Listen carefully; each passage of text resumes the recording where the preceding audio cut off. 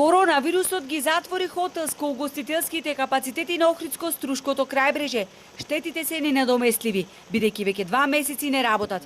За илустрација, ако се земат во предвид ресторанските услуги и бројот на ноќевања кои се остваруваат вообичаено во месеците март и април, вклучувајќи ги првомајските празници, загубите на само еден хотел се движат помеѓу 4 и 5 милиони евра.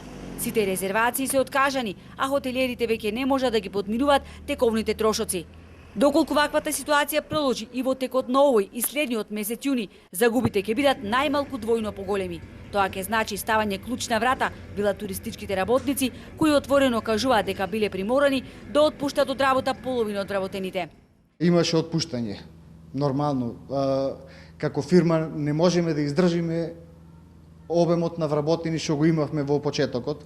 Имавме околу 45 вработени и како фирма не можеме да издржиме да ги плаќаме едноставно луѓето без да имаме никаков прилив на средства во меѓувреме.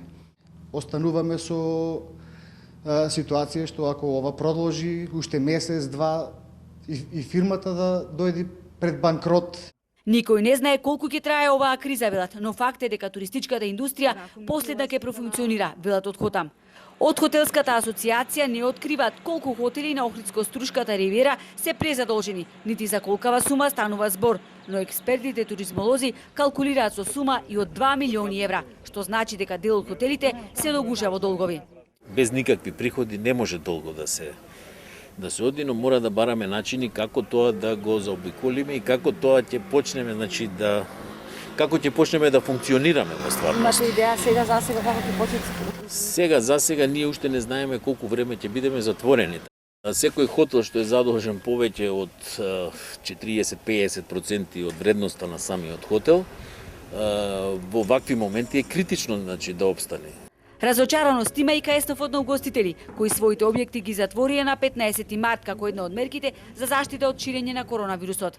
Сметаме дека овие последици ќе бидат подалекусежни отколку некој што предвидуваат, значи до ние сме дека и можеби и другото лето ќе биде, следната сезона ќе биде нарушена од ова. Се работи за тоа што ние и да почнеме да работиме со некаква си мерка која што ќе предвидува редуцирано работење, тоа ќе биде далеку од оптималното работење и заради тоа сите тие фактори кои ќе ги земеме во предвид, навистина не се баш оптимистички нашите предвидувања за веднинава. Не влеваат оптимизам нити најавите за евентуално скоро отворење на рестораните и кафулињата, бидејќи според посебниот протокол на работа кој ќе го донесе Комисијата за заразни болести, угостителите ќе имаат повеќе зијан отколку ќар. Поради тоа велат, малкумина од угостителите ќе ги отворат своите локали.